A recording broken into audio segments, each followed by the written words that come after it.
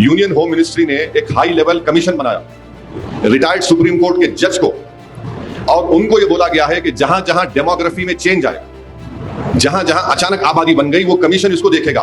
और तीसरी बात जो अमित शाह ने वो मीटिंग ली, उसमें कहा कि जो नाम एसआईआर में जो 6 करोड़ नाम एक्सक्लूड हो गए, वो उसको भी चेक करेंगे।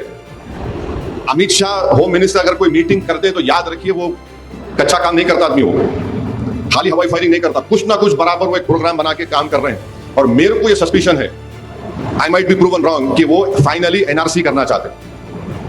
नमस्ते, आप सभी से अनुरोध है कि कृपया चैनल को सब्सक्राइब करें, वीडियो को लाइक करें। आपने देखा ओवैसी जी क्या कह रहे हैं? वैसे बात बिल्कुल सही कह रहे हैं। कह रहे हैं कि भाई अमित शाह जी कच्चा काम नहीं करते हैं, और यदि अमित शाह जी ने एक कमेटी बनवा दी है डेमोग्राफी पे, और वो भी एक सुप्रीम कोर्ट के रिटायर्ड जज पीपी नावलेकर जी की अध्यक्षता में, और उसमें ex chief secretary Uttar Pradesh यानी दुर्गा शंकर मिश्रा और एक आईपीएस ऑफिसर बालाजी श्रीवास्तव भी हैं, उसमें शामिका रवि भी है, जो कि प्रधानमंत्री की जो इकोनॉमिक एडवाइजरी काउंसिल है उसकी सदस्य है। तो फिर मतलब जो काम उसमें होगा वो निश्चित रूप से गंभीर होगा, कोई हल्का फुल्का काम होगा नहीं। और फिर ये डेमोग्राफी मिशन में जो ये इसकी जो फाइंडिंग्स आएंगी उसमें बहुत सारी चीज़ें आएंगी, और सबसे पहला जो कदम उसमें होगा वो ये होगा कि भाई पहले आपके नागरिक को आप एक आइडेंटिटी तो दीजिए, इसलिए एनआरसी तो होगा ही होगा। मज़े की बात यह है कि मैं आपको बता चुका हूँ, ओवैसी को पता है कि ओवैसी जो है वो बैरिस्टर है, मतलब कानून का जानकार है। कोर्ट में तो कभी एक दिन भी नहीं गया, लेकिन कानून का जानकार है वो। तो उसको पता है कि डेमोग्राफी कमेटी ऑन डेमोग्राफी जो है, कमेटी ऑन डेमोग्राफिक चेंज, ये उस कमेटी का एग्जैक्ट नाम है, और जो पीपी नावलेकर जी, जस्टिस पीपी नावलेकर जी की अध्यक्षता में जो बनी है। तो ओवैसी बिल्कुल गलत नहीं कह रहा, ओवैसी बिल्कुल सही कह रहा है।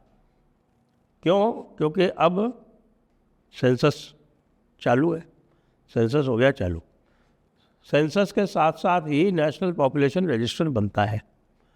नेशनल पॉपुलेशन रजिस्टर की व्यवस्था जो है वो सिटीजनशिप एक्ट में भी है और सिटीजनशिप रूल्स में भी कर दी गई है, और इनके तहत सबसे पहले 2010 में नेशनल पॉपुलेशन रजिस्टर का पार्शल काम भी हुआ था, बाद में उसको अपडेट भी किया गया। 2015 से नेशनल पॉपुलेशन रजिस्टर की अपडेटिंग है। नेशनल पॉपुलेशन रजिस्टर का एनआरसी जितना महत्व नहीं है, लेकिन नेशनल पॉपुलेशन रजिस्टर एक इम्पॉर्टेंट फीडिंग डेटाबेस है। किसके लिए? एनआरसी के लिए, नेशनल रजिस्टर ऑफ सिटीजन्स के लिए। नेशनल रजिस्टर ऑफ सिटीजन्स भी बिल्कुल सही चलेगा। अब इस डेमोग्राफिक चेंज वाली कमेटी को ये भी कहा गया है कि भाई ये जो 6-7 करोड़ लोग एसआईआर में अलग किए गए हैं, इनको भी आइडेंटिफाई करके और इनको भी निकालने की व्यवस्था करो।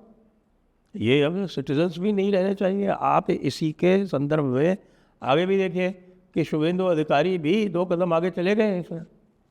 उन्होंने भी कह दिया है कि जितने लोग सिटीजन्स नहीं हैं, जिनके नाम एसआईआर में आ गए हैं, एसआईआर में डिलीट हो गए हैं, और जिनको किसी भी तरीके से इलीगल आइडेंटिफाई कर लिया गया है, उनको तो अब सरकारी सुविधाएं भी नहीं मिलेंगी, सरकारी स्कीम्स के जो लाभ है वो भी नहीं मिलेंगे।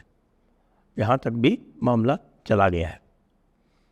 तो इसलिए भाई ओवैसी को आप लीजिए अत्यंत गंभीरता से है। और ओवैसी का असली मकसद क्या है? ओवैसी का असली मकसद ये है कि उसको उत्तर प्रदेश में अपनी प्रेजेंस रजिस्टर करानी है बिहार के बाद। बिहार में उसने अपनी प्रेजेंस रजिस्टर करा दी। 2-3% वोट उसने जो काटे आरजेडी के और कांग्रेस के, उससे उनकी जो संख्या थी वो उसमें 20-30 की कमी आ गई।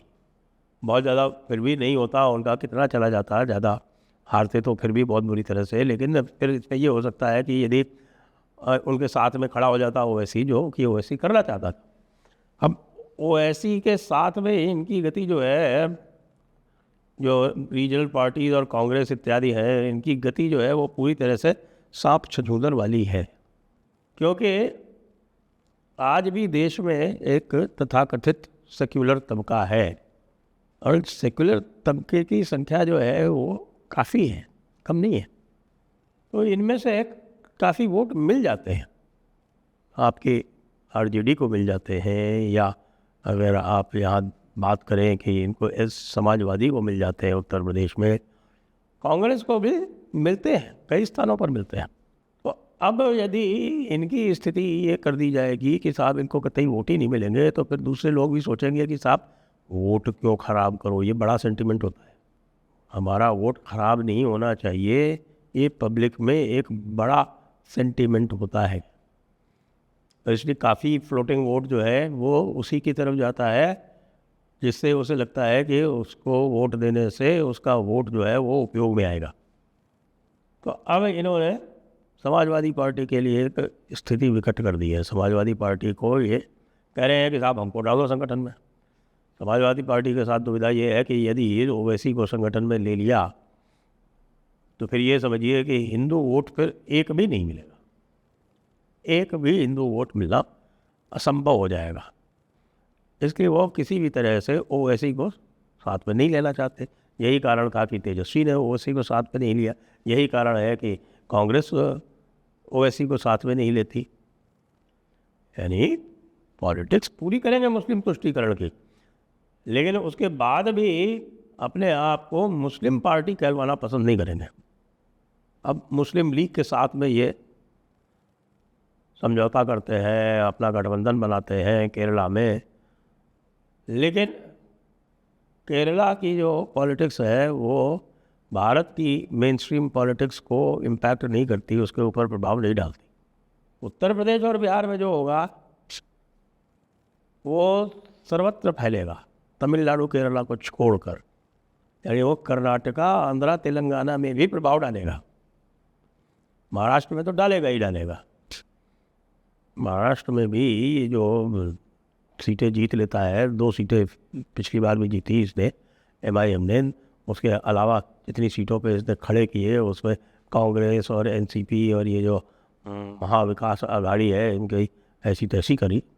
इनके कम से कम नहीं तो मुझे लगता है 10-12 इनकी सीटें जो है उसने निश्चित रूप से ख़राब की वहाँ पे। ये बात कहकर, NRC की बात कहकर वो ये भी कहना चाह रहा है कि भाई ये लोग NRC का विरोध नहीं करेंगे, यदि कोई विरोध करेगा मुसलमानों की तरफ से तो मैं ही करूँगा, इसलिए मुझको तुम वोट दो। यहाँ तक भी ठीक है।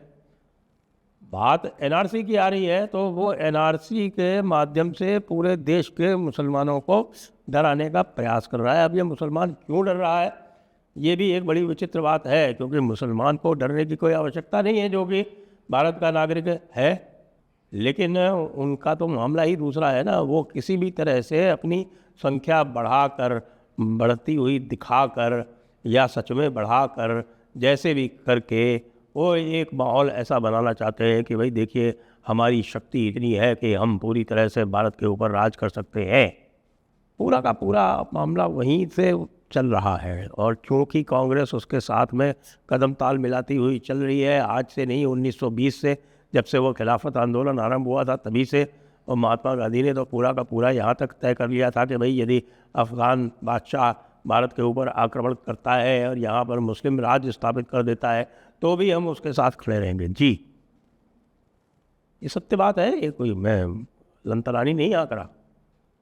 और आप ये देखें कि चौरी चौरा कांड के बाद, चौरी चौरा कांड हुआ था शायद 7 फरवरी को, यदि मुझे डेट सही याद पड़ रही है, तो फिर उसके बाद इन्होंने कोई 22 या 23 या 24 तारीख को जो है वो अपना जो आंदोलन था वो स्थगित किया था।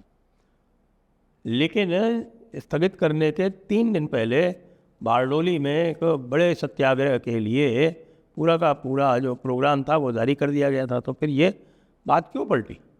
इसके मूल में जाएंगे आप तो मूल में ये है कि भाई अंग्रेज़ों को ये पता चल गया था कि भाई गांधी जी जो है वो पूरी तरह से भारत में मुस्लिम राज के पक्षधर बन चुके हैं।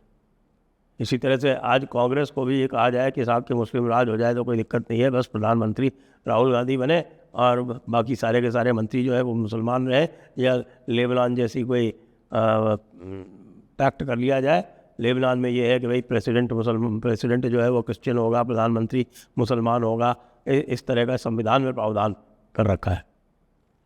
राहुल गांधी को कहोगे तो राहुल गांधी ये प्रावधान करने में भी हिचकेंगे नहीं, यदि उनको ये निश्चित हो जाए कि इससे उनको वोट मिल सकते हैं।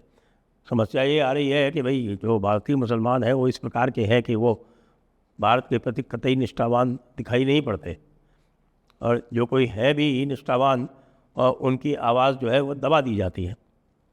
तो इसलिए भाई अच्छा पासा फेंका है ओवैसी ने, और इस पासे में हमारे कांग्रेसी, हमारे जो समाजवादी और आरजेडी वाले, ये सारे के सारे जो है अब बुरी तरह से फंसने वाले हैं। ये बात भी सही कही है ओवैसी ने कि एनआरसी निश्चित हकीकत बनेगा। जय हिंद, जय भारत, वंदे मातरम।